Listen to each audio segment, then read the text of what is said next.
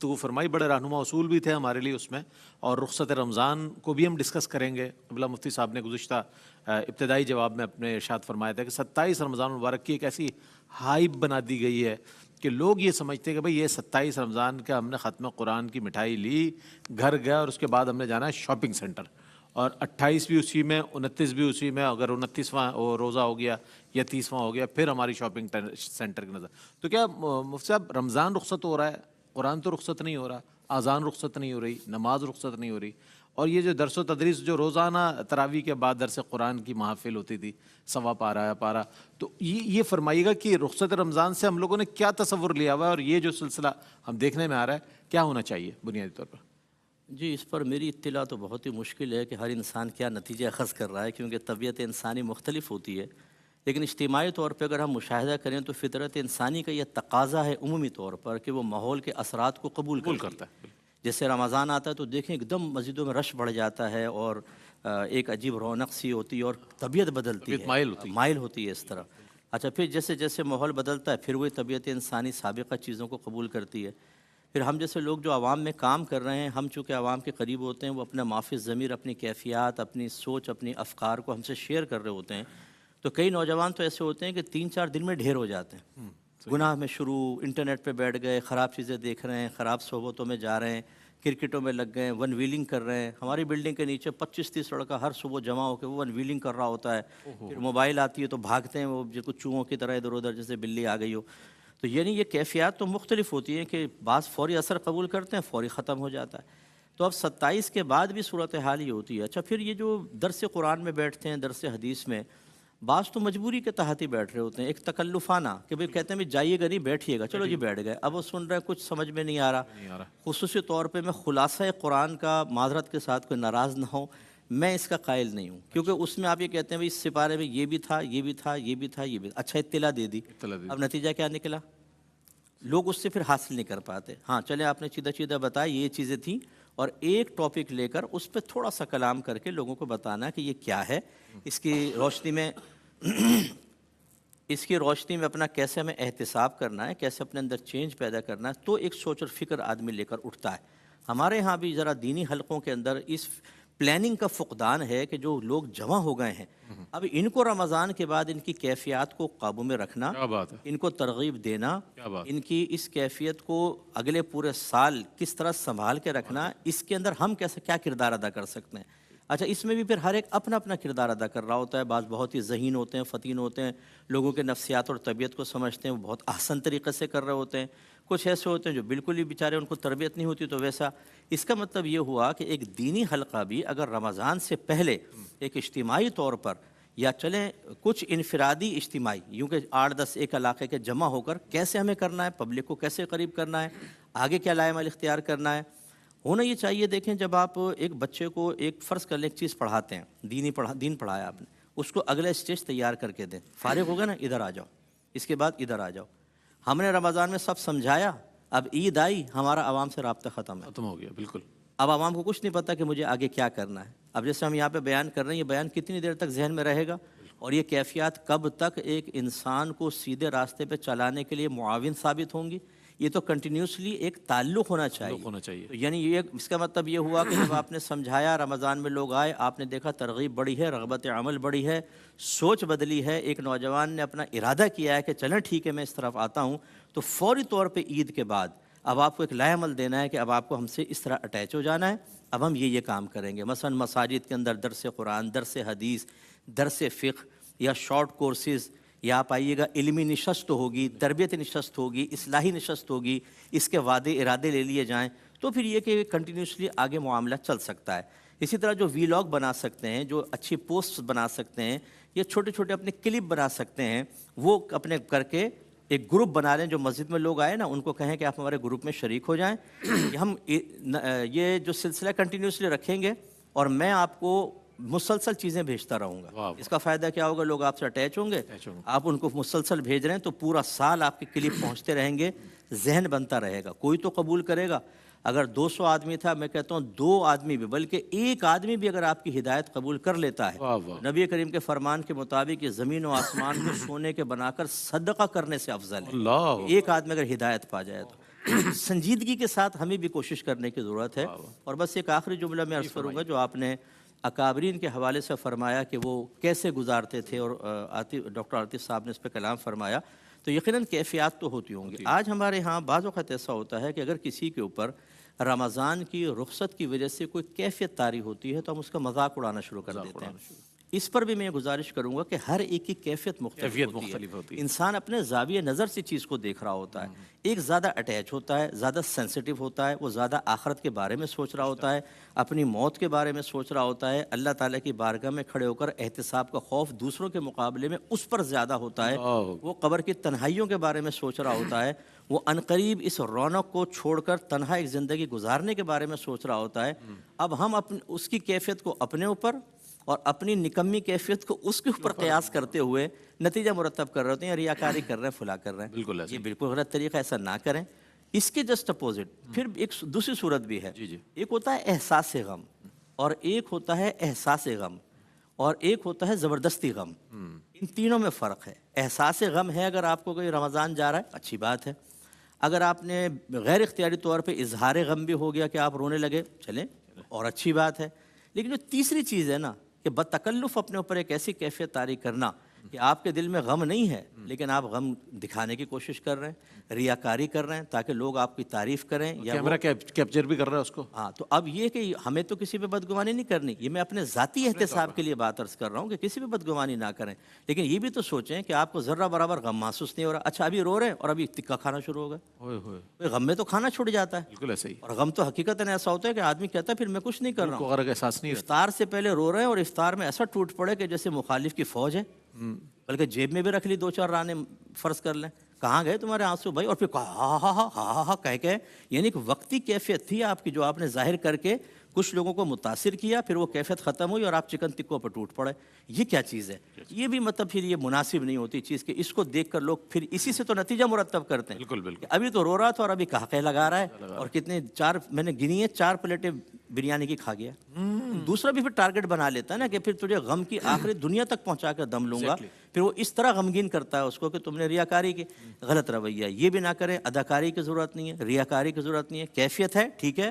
اور میں تو یہ بس آخری میں جملہ یہ کہنے کی آپ سے جسارت کروں گا کہ دیکھیں اس طرح کی جو کیفیات پیدا ہوتی ہیں نا، اکابرین کا اور عوام کا معاملہ جدا گانا ہوتا ہے.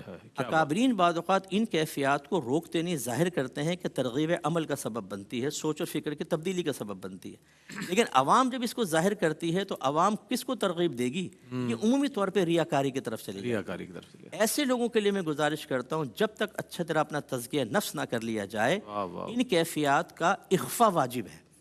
چھپائیں اپنی کیفیات کو. خوف خدا کی کیفیات، اگر آپ نے کوئی عشق رسول کی بات سنی تو آنسوؤں کو روکیں، گھر جا کے رو لیجئے گا، کونے میں رو لو، استنجا خانے میں جا کے رو لو کہ لوگوں کو پتہ نہ چلے. ایسی اس طرح کی کیفیات کو دبا کر رکھیں اور پھر اپنے باطن پہ توجہ کریں کہ نفس یہ کہہ رہا ہے کہ تو یہاں کیوں آ گیا، ادھر ہی بیٹھتا، ذرا روتا، لوگ دیکھتے، دیکھ ترغیب عمل ملتی. بھائی تم سے کون ترغیب عمل حاصل کرے گا؟ سمجھے کہ شاید بٹوا گر گیا، ویسے ہی رو رہا ہے بیچارہ، ایسے ہی رو رہا ہے، تو تم اس سے کے کون کچھ کرے سمجھ گا؟ ہی نہیں آ رہا ہے اس لیے رو رہا ہے. تو یہ اصل میں ریاکاری سے پھر نہیں بچ پاتا. اس لیے بہت ضروری ہے کہ ان باتوں پہ غور و تفکر کیا جائے. مفتی صاحب کی خدمت میں جب ہم سوالات پیش کرتے ہیں، بطور خاص میں تو چونکہ مفتی صاحب کے ساتھ کافی عرصہ ہو گیا ماشاءاللہ، میرا سعادت ہے میرے لیے، تو جو سماجیات کے ہمارے معاملات ہیں، جو ہماری ضرورت ہے جس طرف توجہ کی، وہ ہم اس لیے پیش کر دیتے ہیں کہ مفتی صاحب اس کو بہت اچھی طرح انالائز کرتے ہیں، بہت اچھے اس کے ایک ایک پہلو کو بغور دیکھتے ہیں اور اس کے پازیٹیو اور نیگیٹو تمام چیزوں کو سامنے رکھ دیتے ہیں تاکہ سننے والا جو ہے وہ صحیح طور پہ اپنا محاسبہ کر لے. اور بہت اچھی طرح مفتی صاحب نے جو فرمایا نا، رو رہے ہیں اور اس دوسرے کے ہاتھ میں موبائل فون دے دیا، ذرا بنانا، اس کو اپلوڈ کر دوں گا میں، تو یہ ریاکاری میں چیز آ جاتی ہے. جس کی ہے جینوئن کیفیت وہ تو ہے اپنی جگہ، لیکن یہ جو عمومی طور پر جو عوام کر رہی ہوتی ہے اس میں پھر یہی ہوتا ہے. سوشل میڈیا پہ ٹارگٹ بھی انہی لوگوں کو کیا جاتا ہے کہ یہ نظر آ رہا ہے سب سے پہلے، یہ کیوں رو رہا ہے. تو یہ چیز سوچنے والی ہے اور اس کو اصلاح اس میں ہونی چاہیے. ہم کلام شامل کرتے ہیں اور انشاءاللہ اسی موضوع کو کنٹینیو. الجائزہ رخصت رمضان اور اسلام میں خوشی کا تصور، یعنی عید الفطر قریب ہے، اس اعتبار سے بات کریں گے. قبلہ مفتی محمد اکمل مدنی صاحب نے جو جواب ارشاد فرمایا اس میں کئی پہلو نظر. جب علماء حضرات گفتگو کرتے ہیں تو بہت سی چیزیں مستحضر ہو جاتی ہیں، ذہن پر بہت سے سوالات دستک دینے لگتے ہیں. اسی سے آپ ہی کے جواب سے ایک سوال کشید کر کے میں مفتی خرم اقبال رحمانی صاحب سے جاننا چاہوں گا. اور ماشاءاللہ یہ وہ حضرات ہیں کہ جو نوجوانوں کو ایکٹیویٹ رکھ رہے ہیں, نوجوانوں کو دین کے حوالے سے آگہی فرما رہے ہیں, انہیں میں مفتی خرم اقبال رحمانی بھی. وہ صاحب کیا فرمایا, جیسے مفتی صاحب نے فرمایا کہ یہ وہ وقت ہے کہ جب یہ دیکھا جائے کہ بہت سے نوجوان ہوتا ہے کہ ان کا پہلا سال ہوتا ہے کہ مسجد سے اتنے قریب ہو جاتے ہیں, ایک دم سے نمازوں سے قریب ہو گئے, ایک دین کا جذبہ جیسے بتایا کہ میلان پیدا ہو گیا, اور اس کی طرح اب ان کو انگیج رکھنے کے لیے جیسے مفتی صاحب نے فرمایا کہ کوئی واٹس ایپ گروپ بنا لیا جائے, پھر ان کو اپنے اس کے اندر رکھا جائے کہ آیا کیا کرنا ہے, اس حوالے سے کیا کیا اصلاحات ہو سکتی ہیں, میں چاہتا ہوں اس پر کچھ کلام فرمائیے گا تاکہ وہ کنٹینیو ہو جائے, 11 مہینے میں بھی انگیج رہے مسجد کے ساتھ اور دین کے ساتھ. بہت ہی خوبصورت سوال ہے آپ کا, اور قبلہ مفتی صاحب نے جو ہمارے اکابرین میں ہیں, ظاہر سی بات ہے, اور اکابرین کا کام ہی جو ہے وہ اصاغیر کی جو ہے رہنمائی کرنا ہے, اور آپ کا اللہ تعالیٰ سایہ ہم پر سلامت رکھے کہ ہم آپ سے اکتساب فیض کرتے رہیں.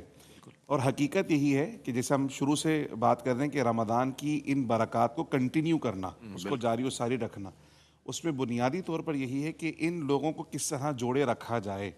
اس کے بہت سارے طریقے کے اندر, جس طرح رمضان کے اندر یہ ساری ایکٹیویٹیز رہتی ہیں, عبادت رمضان یقیناً اس انداز میں نہیں ہو سکتی, لیکن کچھ نہ کچھ ایکٹیویٹیز کا سلسلہ جاری و ساری رہنا چاہیے.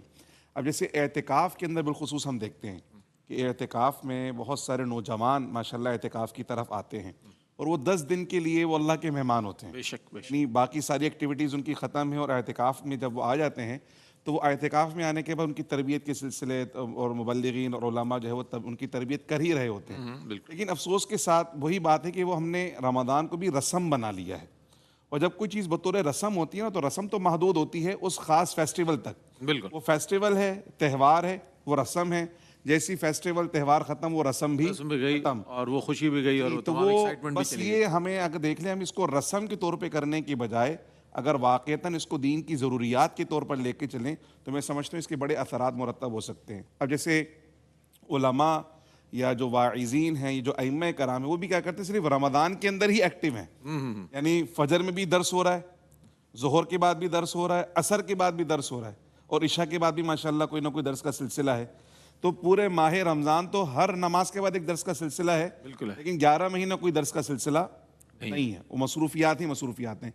صرف ایک 11ویں شریف کی محفل ہوتا ہے, اکثر بہت ساری جگہوں پہ جاری و ساری رہتی ہے, لیکن ختم خواجان ہوتا ہے یا 11ویں شریف, یہی علم دین سیکھنے کی جو نشستیں ہوتی ہیں نا, یعنی فجر میں ماشاءاللہ کہیں درس حدیث کا سلسلہ ہے, ظہر میں کہیں درس فقہ کا سلسلہ ہے, کہیں درس تصوف کا سلسلہ ہے, تو جو اتنی کنٹینیوٹی کے ساتھ ماشاءاللہ دروس کا سلسلہ چل رہا ہوتا ہے, اگر اس کو ہم بعد کے لیے بھی کچھ ترتیب دے لیں, ہر نماز کے بعد نہ صحیح, ہفتے میں ایک دن اگر اس کو کر لیں, تو اس کے بہت سارے اثرات مرتب ہو سکتے ہیں. تو جو سب سے بڑا جو ہمیں مسئلہ نظر آ رہا ہے وہ حکمت عملی کا فقدان نظر آ رہا ہے. اگر پورے سال پر اس کو ڈسٹریبیوٹ کر لیا جائے, یعنی ہم پلاننگ صرف رمضان کی نہیں کریں بلکہ رمضان سے رمضان کی پلاننگ کریں, بعد از رمضان, یہ شوال سے لے کر اس کے بعد دیگر جو معاملات ہمارے مہینے آ رہے ہیں ایام کے اندر جو خصوص ریلیونٹ رکھیں رمضان کے ساتھ, اس کو ہم بالکل رمضان کی تیاری کے ساتھ رکھیں کہ اس رمضان کے اثرات اگلے 6 مہینے تک, پھر نئے رمضان کی جو آمد ہے اس کے لیے تیاری. تو جب ہم اس کو اس طرح ترتیب کے ساتھ رکھیں گے انشاءاللہ عز و جل, تو سلسلہ مزید جاری و ساری رہ سکیں گے. پھر میں جو سمجھتا ہوں, چونکہ قبلہ صاحب کی صحبت کے ساتھ جو علم دین سیکھنے کے مراحل کا سلسلہ رہتا ہے, سب سے بہترین چیز جو رہتی ہے نا قریب کرنے کو, علم دین ہی ہے. بے شک, یعنی دین زندہ مسائل کی, جو زندہ مسائل سوسائٹی کے ہیں اور اصل مسائل اس کے ساتھ جڑا رہتا ہے نا, تو اپنے مسائل کا حل اسے ملتا ہے, اور اس کو ایک ذہنی سکون ملتا ہے, ایک روحانی سکون ملتا ہے کہ وہ جو پریشانی ہے کہ مجھے اب کیا کرنا ہے, علماء کے ساتھ کنیکٹ ہے تو اس کو پتہ چلتا ہے یہ کرنا ہے. قرآن میں یہ آیا ہے, حدیث میں یہ آیا ہے, علماء اور فقہاء یہ فرماتے ہیں. تو علم دین سیکھنے کے مراحل کا سلسلہ جاری و ساری رہنا چاہیے, اور بزرگوں کے ساتھ اپنی صحبت رکھیں گے, نسبت رکھیں گے, تو کیا ہوگا کہ جہاں عالم دین بنانے کے لیے مدارس کام کر رہے ہیں, جامعات کام کر رہی ہیں, تو مساجد میں کیا ہو سکتا ہے, شارٹ کورسز ہو سکتے ہیں, بہترین تعلیم بالغان کی کلاسز کا سلسلہ ہو سکتا ہے, قرآن سیکھنے کا سلسلہ ہو سکتا ہے, ترجمہ قرآن کی کلاسز ہو سکتی ہیں, فرض علوم کورسز کی مناسبت سے کچھ نہ کچھ شارٹ کورسز ہو سکتے ہیں, سنڈے کلاسز ہو سکتی ہیں. اور پھر ایک ہے مذاکرہ. اس کا بڑا کمی آج کل محسوس ہو رہی ہے کہ علماء بیان تو کر رہے ہیں, لیکن جو نوجوان ذہن, اس کے ذہن میں جو سوال ہے وہ کر نہیں سکتا, یا کرتا بھی اس کو جواب نہیں دے پا رہے. تو کیوں نہ علم دین سکھانے کا یہ والا جو طریقہ ہے, کہ میں سوال کروں گا تو ڈانٹ پڑ جائے گی مجھے, یہ بھی پرابلم. علم دین سیکھنے کا یہ والا جو سلسلہ ہے نا حضور, کہ ایک تو لیکچر دینا ہے, دوسرا مکالمہ. ان نوجوانوں کو کی فضا پیدا کرنی پڑے, ان نوجوانوں کو لے کر بیٹھیں اور گفتگو کے ذریعے دین سکھائیں. بیان کرنا, لیکچر دینا بلا شبہ اس کی بڑی اہمیت ہے، لیکن جو گفتگو کے ذریعے جب آپ سکھا رہے ہوتے ہیں تو اس کی ذہنی سطح کے مطابق اور one by one individual efforts جسے ہم کہتے ہیں، وہ انشاءاللہ وہ بڑے کام کر رہے ہوتے ہیں. اور اس وقت جو ذہنی انتشار ہے اور جو طرح طرح کی فتنے ہمارے نوجوانوں کو پریشان کر رہے ہیں، اس کا واحد حل یہ ہے کہ ہم انہیں قریب لے کر آئیں، ان کے ساتھ بیٹھیں، ڈسکشن کریں، ایک دوستانہ ماحول باوقار انداز میں قائم کریں اور ان کی گفتگو سنیں. اور لازمی نہیں کہ ہر سوال کا جواب مجھے اسی وقت آ جائے. ان کو اعتماد دیں کہ کوئی بات نہیں، انشاءاللہ میں اس پہ مطالعہ کروں گا، مزید علماء سے رابطہ کروں گا، اور انشاءاللہ ہم بڑوں کو شامل کریں گے اس گفتگو کے اندر اور ان مسائل کا حل نکالیں گے. اس سے کیا ہوگا کہ وہ اعتماد کی فضا قائم ہوگی، دین سیکھنے کی فضا قائم ہوگی. اور جو ذہن میں ایک سوال آ جاتا ہے کہ بھائی یہ تو مجھے عالم بنا کر ہی چھوڑیں گے، تو ٹھیک ہے آپ مکمل عالم دین نہ بنے، لیکن کم سے کم علم کے ساتھ جڑ کر تو رہیے. آپ 8 سال کا یا 6 سال کا درس دامی نہیں کر سکتے، لیکن اگر 8 سال علماء کی صحبت اختیار کر لیں اس کا بڑا فیضان ملے گا، اس کی بڑی برکات نصیب ہوں گی. علماء کی صحبت اختیار کرنے کی طرف راغب کریں. تو میں سمجھتا ہوں ایک آئیڈیل ماحول بنانے میں ائمہ، علماء، واعظین بڑا کردار ادا کر سکتے ہیں اور ان مذاکروں کے ذریعے نوجوان کو قریب کر سکتے ہیں. کیا نا. اچھا، ہم علامہ مفتی سید زیغم علی شاہ صاحب گردیزی بھی تشریف فرمائے. بلا شبہ اس میں تو کوئی شک نہیں ہے، لکھنے والوں نے اس پر تحریر بھی لکھی ہے کہ رمضان جو ہے ایک روحانی ورکشاپ ہے، جس کو گزار کر، جس کے شب و روز میں رہ کر مسلمان اپنے روحانی ارتقاء کو پاتا ہے اور بڑی فرحت محسوس کرتا ہے، اور ایک ہمارے اخلاقی طور پر بھی ہماری بہتری کا ایک بہت بڑا ذریعہ ہے. مفتی صاحب اس پر کلام فرمائے گا کہ ہم حالت روزہ میں تو ہم جھوٹ نہیں بول رہے، ہم حالت روزہ میں تو وعدہ خلافی نہیں کر رہے، ہم حالت روزہ میں بد نظری نہیں ہماری ہو رہی، ہم حالت روزہ میں تو بہت ساری چیزوں پر صبر کر رہے ہیں. یہ ماہ رمضان کا ایک پروٹوکول ہے اور یہ ہماری تربیت کا ایک حصہ ہے جو ماہ رمضان میں نظر آتا ہے. عمومی طور پر، خواص کی تو میں بات ہی نہیں کر رہا ہوں، عمومی طور پر یہ رجحانات نظر آتے ہیں. کیا فرمائے گا اس کو کنٹینیو کرنے سے ہماری سیرت و کردار پر کیا اثرات مرتب ہو سکتے ہیں؟ یقیناً رئیس بھائی، جہاں عبادات سے متعلق تربیت کی جاتی ہے وہاں اخلاقی طور پر بھی ان سارے جو اللہ کی ناراضگی والے عوامل ہیں، اسباب ہیں، ان سے متعلق ہم دیکھیں کہ معاشرے میں اس کی شرح کم ہو جاتی ہے. اور کوئی کیسا ہی وہ دین سے کمزور اس کا رشتہ کیوں نہ ہو، لیکن وہ اس ماہ مقدس میں کوشش یہ کرتا ہے کہ جھوٹ ہے، غیبت ہے، چغلی ہے، بد نظری ہے، ان ساری چیزوں سے وہ بچنے کی کوشش کرے. تصور یہ طاری رہتا ہے کہ اللہ رب العالمین ملاحظہ فرمانے والا، اللہ دیکھ رہا ہے. بے شک اللہ دیکھ رہا ہے. تھوڑی دیر کے لیے ہم یہاں یہ تصور کر لیں کہ کیا اللہ رب العالمین صرف رمضان میں ملاحظہ فرماتا ہے؟ صرف رمضان میں ہمارے گناہوں کو وہ ملاحظہ فرماتا ہے، وہ دیکھتا ہے؟ یہ رمضان کے بعد بھی یقیناً وہ ہمارا ہر عمل، ہمارا اعلانیہ، پوشیدہ، کسی بھی طور پر ہم وہ کام کریں تو اللہ رب العالمین کی بارگاہ میں وہ سامنے ہے، وہ عیاں ہے، اس سے کوئی چیز پوشیدہ نہیں ہے. اور جس طرح رمضان کے اس مقدس مہینے میں ہمارے اعمال اس کی ناراضگی کا سبب بنتے ہیں، تو سال کے 11 مہینوں میں بھی یہی اعمال اس کی ناراضگی کا سبب بننے والے ہیں. جس طرح ہمارا رب سے تعلق ان اعمال کی وجہ سے کمزور پڑ جاتا ہے، اللہ رب العالمین کی رحمتوں سے ہم محروم ہو جاتے ہیں، اللہ کی ناراضگی کا یہ اسباب بنتے ہیں، تو اسی طرح رمضان کے علاوہ باقی مہینوں میں بھی یہی جو اسباب ہیں اور یہی گناہ اللہ رب العالمین کی نافرمانی، اللہ کی ناراضگی، اس کی رحمتوں سے دوری، اس کے قہر و غضب کو دعوت دینے کے مترادف، یہ ساری چیزیں اس کا سبب بنتی ہے. تو اس لیے رمضان میں ہمیں یہ تربیت کی جاتی ہے کہ اگر چھوڑنا چاہیں تو کوئی مشکل نہیں ہے. یعنی یہ ایک عذر پیش کیا جاتا ہے نا. آج اگر کسی تاجر کو کہیں کہ بھائی جھوٹ کے علاوہ کاروبار کریں، جھوٹ نہ بولیں، تو ایک عذر عمومی یہ پیش کیا جاتا ہے کہ یار مارکیٹ میں جھوٹ اتنا ہے کہ اس کے بغیر چارہ نہیں ہے. مال بکے گا کیسے؟ اس ماہ مقدس میں ہم دیکھیں نا کہ ہر کوئی شخص اپنے اپنے طور پر یہ کوشش کی جاتی ہے کہ وہ جھوٹ نہ بولے. یعنی اکثریت کا یہ معاملہ ہے، جنہوں نے سدھرنا نہیں ہے تو وہ تو مکے میں بھی نہیں سدھریں گے، لیکن اکثریت کا یہ معاملہ نظر آتا ہے کہ وہ اس ماہ مقدس میں جھوٹ سے بچنے کی کوشش کرتے ہیں. تو یہ تربیت کی جا رہی ہے کہ اگر بچنا چاہو، کوشش کرو، تو ناممکن نہیں ہے تمہارے لیے، کوئی مشکل نہیں ہے. کوشش تم کرو گے، اللہ رب العالمین مدد نازل فرما دے گا، اللہ تعالیٰ توفیق عطا فرمائے گا. تو اسی طرح ان ساری چیزوں سے متعلق ہماری تربیت کی جاتی ہے کہ اگر آنکھوں کی حفاظت کا معاملہ ہے، ہم اگر اس ماہ مقدس میں بچتے ہیں، کوشش کرتے ہیں، اللہ رب العالمین ہماری کوشش میں کامیابی عطا فرماتا ہے. سال کے 11 مہینوں میں بھی بچنا ہمارے لیے ناممکن نہیں ہے. یعنی یہ ساری چیزیں ایسی ہیں کہ ہم پوری زندگی نمازیں پڑھتے بھی رہیں، ہم پوری زندگی روزے رکھتے بھی رہیں، لیکن اگر ان اسباب سے ہم اپنا پیچھا نہیں چھڑائیں گے تو جو اعمال کی حلاوت ہے، چاشنی ہے، روحانیت اور لذت ہے، وہ کبھی ہم محسوس نہیں کر پائیں گے. اس طرح بد نظری ہے، انسان پوری زندگی نمازیں پڑھتا رہے لیکن اگر نظر کی حفاظت نہیں ہے، انسان اپنی زبان کی حفاظت نہیں کرتا، تو وہ اعمال کی جو روحانیت اور اس کے اثرات ہیں، جو اللہ رب العالمین کے قرب اور ان اعمال کی جو حقیقی لذت ہے، उसको वो नसीब होना है। तो अगर ये सारी चीज़ें रुकावट बन रही हैं तो जब तक इनको दूर नहीं किया जाएगा वो हम आमाल की चाशनी हासिल नहीं कर सकेंगे। तो इसलिए इस माह मुकद्दस में ये तहैया किया जाए कि जिस तरह अल्लाह रब्बुल आलमीन ने हमारे लिए एक तरबियत का एहतमाम फरमाया और हमें आमाल से मुताल्लिक इस्लाह का एक जज्बा अता फरमाए, और इस महीने में हमने इन गुनाहों से बचकर ज़िंदगी गुजारी, अल्लाह रब्बुल आलमीन ने उसके असरात भी अता फरमाए, एक रूहानी तरक्की और ताजगी हमें नसीब हुई है। तो अगर साल के 11 महीनों में हम कोशिश करेंगे तो अल्लाह ताला यही हमारे लिए रूहानियत का मामला फरमाएगा, असरात नाजिल फरमाएगा। जुमला मामलात में हम बरकत देखते हैं, यानी गुनाहों से बचने की वजह से अल्लाह ताला रिस्क में भी बरकत अता फरमाता है, रिश्तों में बरकत अता फरमाई जाती है, आपस में एक दूसरे का मेल जोल अच्छा हो जाता है, एक दूसरे के लिए अदब व एहतराम का रिश्ता पैदा हो जाता है, ये सारे जज्बात और एहसासात हमारे अंदर पैदा हो जाते हैं। तो अगर हम अपने मामलात को सुधारना चाहते हैं, अपनी शख्सियत की इस्लाह करना चाहते हैं, लोगों से ताल्लुकात संवारना चाहते हैं, घरेलू मामलात हैं, कारोबारी मामलात हैं, या मुआशरती तौर पर हम अपनी इस्लाह करना चाहते हैं, मुआशरे को सुधारना चाहते हैं, तो इन सारी चीज़ों से मुताल्लिक अगर इस्लाह का एक हमारे अंदर जज्बा रमज़ान के बाद भी बाकी रहेगा तो यकीनन अल्लाह रब्बुल आलमीन उसके समरात और बरकतें अता फरमाएगा। बहुत अच्छी बात आपने इरशाद फरमाई। ये एक वक्फ़ा लेते हैं, वक्फ़े के बाद हाजिर होते हैं। मुफ्ती साहब का जवाब मुकम्मल हुआ और उसके बाद इंशाल्लाह इसको कंटिन्यू करेंगे इस मौजू को, और फिर आगे भी बढ़ेंगे कि इस्लाम में खुशी का जो तसव्वुर है वो क्या है बुनियादी तौर पर, उस हवाले से क्या तालीमात इंशाल्लाह वो भी कंटिन्यू करेंगे। हमारे